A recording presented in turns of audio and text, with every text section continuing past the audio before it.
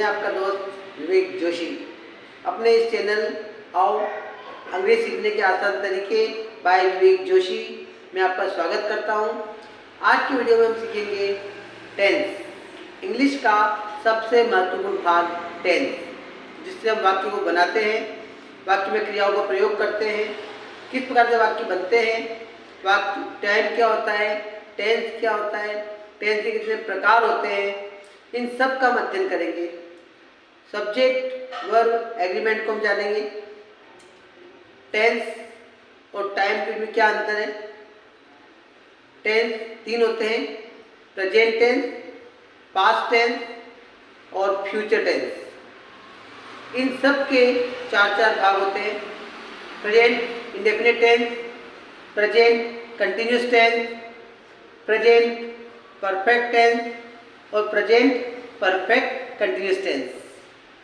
आप सब जानते हैं कुल मिला के 12 टेंस हमें अध्ययन करना है और ग्रामेटिकल दृष्टि से भी टेंस का बहुत ज़्यादा प्रयोग होता है। कॉम्पिटिटिव एग्जाम में इनके क्वेश्चन आते हैं। वर्ब की सही रूप लिखना, किस टेंस की पहचान कैसे करना, किस टेंस में वर्ब की कौन सी फॉर्म आएगी ये बताना, इन सब का नॉलेज हम अपने इस वीडियो में प्राप्त करेंगे। आपसे गुजारिश है आप अच्छे से देखें, सुने, सीखें और कोई भी डाउट आपको लगता है तो आप मुझे कमेंट करके बताएं, मैं आपकी सारी समस्याओं का समाधान करूंगा।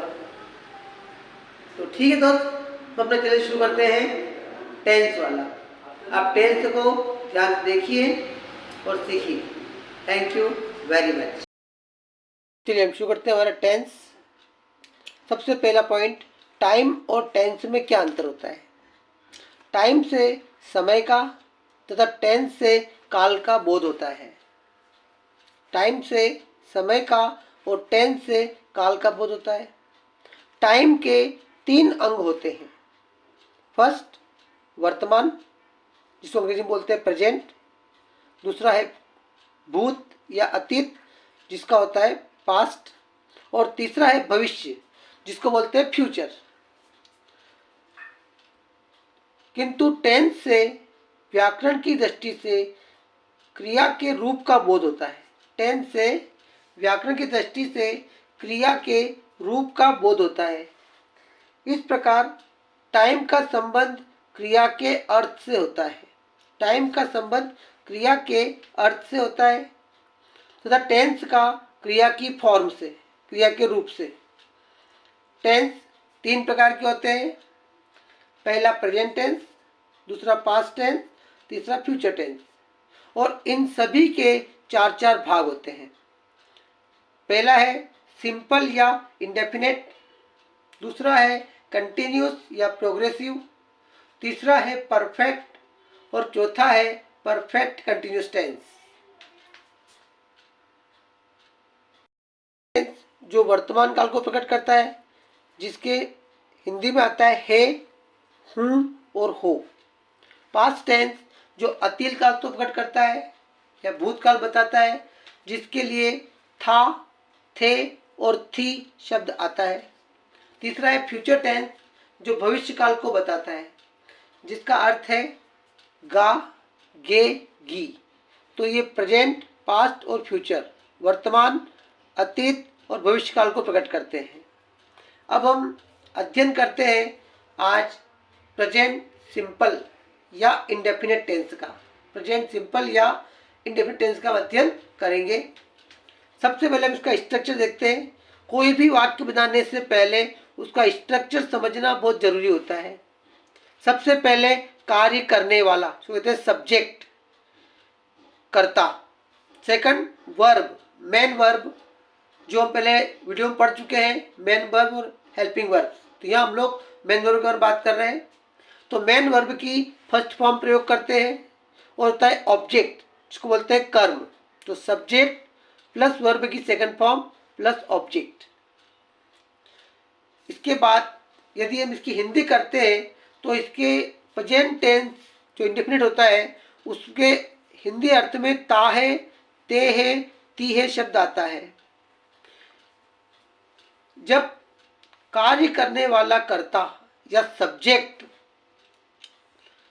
सिंगुलर होता है। सिंगुलर मीन्स कार्य करने वाला कोई एक ही व्यक्ति हो, जैसे ही, शी, इट या कोई नाम, तो उनके साथ हमेशा वर्ब की फर्स्ट फॉर्म में एस या ईएस लगता है। मेन वर्ब में एस या ईएस लगता है। अब एस या ईएस कहाँ लगता है? तो ऐसे वर्ब जिनके अंत में O, double S, X, Z, S H, C H आदि हो तो वहां पर ईएस लगाते हैं और अन्य वर्ब के साथ में एस लगाते हैं। उसी प्रकार से जब सब्जेक्ट प्लूरल हो, मीन्स एक से ज्यादा हो, जैसे वी, यू, दे, तो वहां पर वर्ब की फर्स्ट फॉर्म प्रयोग होती है, वहां पर एस एस नहीं लगता है। और आई के साथ हमेशा वर्ब की फर्स्ट फॉर्म प्रयोग होती है। इसका एग्जाम्पल देखते हैं हम लोग कि एग्जाम्पल कैसे प्रयोग करते हैं इसका। सबसे पहले वाक्य लिखा हमने, आई गो टू स्कूल, मैं स्कूल जाता हूं। तो ताहू शब्द आ रहा है, आई मतलब मैं होता है, I go to school. Example number 2, he takes a bath in the morning, वह सुबह में नहाता है। तो यहां पर ही के साथ टेक में एस लगा हुआ है। इसके बाद वी सिंग ए सॉन्ग, हम गाना गाते हैं। उसी प्रकार से शी डज हर होमवर्क, वह अपना गृह कार्य करती है। अगला एग्जाम्पल है, प्रियंका लर्न्स इंग्लिश, प्रियंका अंग्रेजी सीखती है। ये सारे सिंपल वाक्य हैं जिनमें पॉजिटिव सकारात्मक बात कही गई है, बोलते हैं अफर्मेटिव सेंटेंस, जिनमें न तो इंट्रोगेटिव होता है और न नेगेटिव होता है। अब इनसे हम लोग नेगेटिव वाक्य बनाते हैं। तो इस टेंस के नेगेटिव वाक्य बनाने के लिए हेल्पिंग वर्ब प्रयोग होती है डू या डज। इसमें डू या डज का प्रयोग होता है। अब singular subject he, she, it और एक वचन सब्जेक्ट के साथ वर्ब में एस या ईएस लगता है। देखिए आप जो इसका नॉट लगाते हैं तो I do not go to school, मैं स्कूल नहीं जाता हूं। सेकंड एग्जांपल देखते हैं, he does not take a bath in the morning, वह सुबह में नहीं नहाता है। ये दोनों वाक्य है। इसका तीसरा वाक्य हमारा है वी, तो we do not sing a song, हम गाना नहीं गाते हैं। इस प्रकार से नेगेटिव बनाने के लिए डू या डज के बाद नॉट लगा करके नेगेटिव वाक्य बना सकते हैं। और नॉट हमेशा तीसरे स्थान पर ही आता है, ये इंपॉर्टेंट बात ध्यान रखना आप लोग। अब इसके बाद आते हैं इंट्रोगेटिव वाक्य। इंट्रोगेटिव वाक्य मतलब प्रश्न पूछना, और प्रश्न पूछने के लिए हम लोग हेल्पिंग वर्ब डू या डज को सब्जेक्ट में के पहले लिखते हैं। देखिए, डज प्रियंका लर्न इंग्लिश, तो क्या प्रियंका अंग्रेजी सीखती है? Does she do her homework, क्या वह अपना गृह कार्य करती है? Do I go to school, क्या मैं स्कूल जाता हूं? इस प्रकार डू या डज का प्रयोग सब्जेक्ट के पहले करके वाक्य को इंट्रोगेटिव वाक्य बनाया जाता है। चौथा होता है इंट्रोगेटिव एंड नेगेटिव सेंटेंसेस, जिसमें प्रश्न भी होता है और नेगेटिव भी होता है। हमारा वाक्य हम देखो कैसे बनाते हैं। फर्स्ट एग्जाम्पल था आई गो टू स्कूल, इसको बनाएंगे हम इंट्रोगेटिव नेगेटिव में। तो do I not go to school, तो क्या मैं स्कूल नहीं जाता हूं? Example 2, he takes a bath in the morning, इसको बनाएंगे इंट्रोगेटिव नेगेटिव में। तो does he not take a bath in the morning, क्या वह सुबह में नहीं नहाता है। तो ये इंट्रोगेटिव भी है और नेगेटिव भी है, जिसमें helping verb do does subject के पहले आते हैं और नॉट थर्ड प्लेस पर आता है। अब नेक्स्ट है कीवर्ड्स एंड कंडीशंस, जहाँ पर टेंस का प्रयोग किया जाता है। कि किस कंडीशन में टेंस का प्रयोग होता है। कीवर्ड्स वे होते हैं जिस समय को देख करके हम टेंस का पता लगाते हैं। समय कौन से, जैसे ऑलवेज, ऑफन। ऑलवेज का अर्थ है हमेशा, ऑफन का अर्थ है अक्सर। इसी प्रकार से समटाइम्स कभी कभी, सेल्डम शायद ही कभी, यूजुअली अक्सर, रेयरली बहुत कम, नेवर कभी नहीं, डेली रोज, ओकेजनली अक्सर अवसर पर, एवरी डे प्रतिदिन, एवरी नाइट प्रति रात, एवरी वीक हर सप्ताह, एवरी ईयर हर वर्ष, एवरी संडे हर रविवार को, एवरी मंडे। एवरी के बाद कोई भी समय लगा हो वह प्रेजेंट सिंपल में आता है।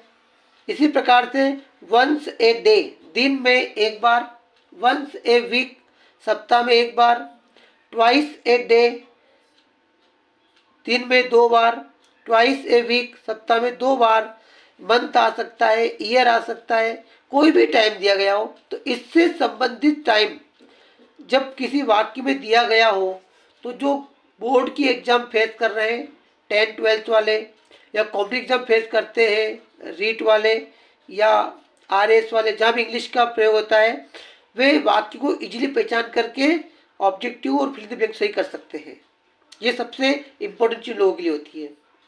इन वर्ड को आप ध्यान लगाएं।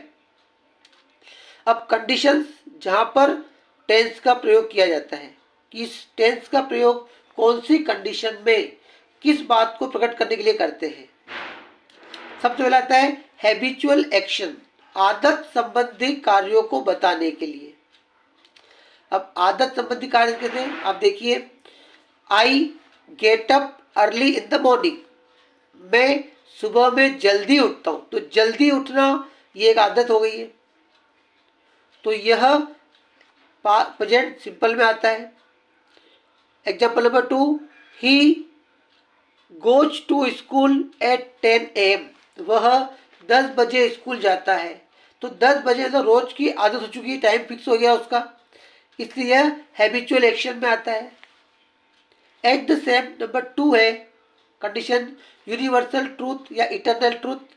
तो देखिए, ये होता है अटल सत्य, जो कभी चेंज नहीं हो सकता है, उसको बताने के लिए प्रकट करते हैं। जैसे कि the sun rises in the east, सूर्य पूर्व में उदय होता है।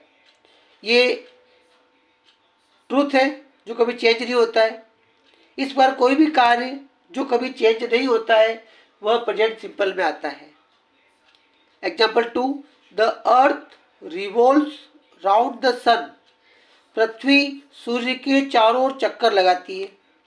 ये भी एक फैक्ट है जो कभी चेंज नहीं होता है। अब थ्योरी नंबर 3, जहां पर इसका प्रयोग करते हैं, साइंटिफिक थ्योरी, वैज्ञानिक सिद्धांत। इसका एग्जाम्पल देखिए, light travels faster than sound, कि प्रकाश आवाज की तुलना में तेज चलता है। ये साइंटिफिक थ्योरी है। Example number 2, water boils at 100 degree Celsius, पानी 100 डिग्री सेल्सियस पर उबलता है, ये फिक्स है। नेक्स्ट, फ्यूचर इवेंट, भविष्य की घटनाओं के लिए। कौन सी भविष्य घटना है? That is a part of A plan, जो कि एक योजना का भाग होती है, जिसकी योजना फिक्स होती है वर्तमान में ही और भविष्य में होने वाली घटना होती है, उसको प्रेजेंट सिंपल में बनाया जाता है। एग्जाम्पल देखें, the school opens in the month of July, school जुलाई माह में खुलते हैं। Example number 2, Mister Sharma retires on 31 December, तो मिस्टर शर्मा 31 दिसंबर को रिटायर होंगे। तो ये पहले से प्लान है, तो भविष्य की घटना को पहले प्लान किया गया, इसलिए प्रेजेंट सिंपल लिखा जाता है। इस प्रकार से कीवर्ड की मदद से हम प्रेजेंट सिंपल का प्रयोग करना जान सकते हैं। एक कंडीशन की कौन कौन सी कंडीशन में यूज करना है, इसकी प्रैक्टिस हमें इंग्लिश को और अच्छा बनाती है। आप इसका अध्ययन करें। हमने इस वीडियो में अध्ययन किया प्रेजेंट टेंस का। प्रेजेंट टेंस के बारे में हमने कुछ जानकारी प्राप्त की कि प्रेजेंट टेंस किस कंडीशन में प्रयोग किए जाते हैं। प्रेजेंट टेंस में 4 भाग होते हैं, indefinite, continuous, perfect, perfect continuous. हमने चारों भागों के बारे में जाना कि किस टेंस में कौन सा वर्ड आता है तो कौन सी वर्ब यूज होती है, उसका कंडीशन, किस कंडीशन में किस टेंस का प्रयोग करना चाहिए। इंडेफिनिट में कौन से शब्द आएंगे उनकी पहचान के लिए और किस कंडीशन में उसका प्रयोग होगा। कंटिन्यूस टेंस का प्रयोग किस कंडीशन में होगा, परफेक्ट का कहाँ पर होगा और परफेक्ट कंटिन्यूस टेंस का प्रयोग किस जगह किया जाएगा। हमने इस सब का अध्ययन में सीखा है और मुझे उम्मीद है कि आपको ये समझ में आ गया होगा। यदि आपको ये समझ में आ गया है तो आप मेरे चैनल को सब्सक्राइब करें, लाइक करें, कमेंट करें और शेयर करें। और कोई प्रॉब्लम रह गई हो तो आप मुझे कमेंट करके लिखिए आपकी समस्याएं कहाँ आ रही है, मैं उस समस्या का समाधान भी करूँगा। Thank you very much.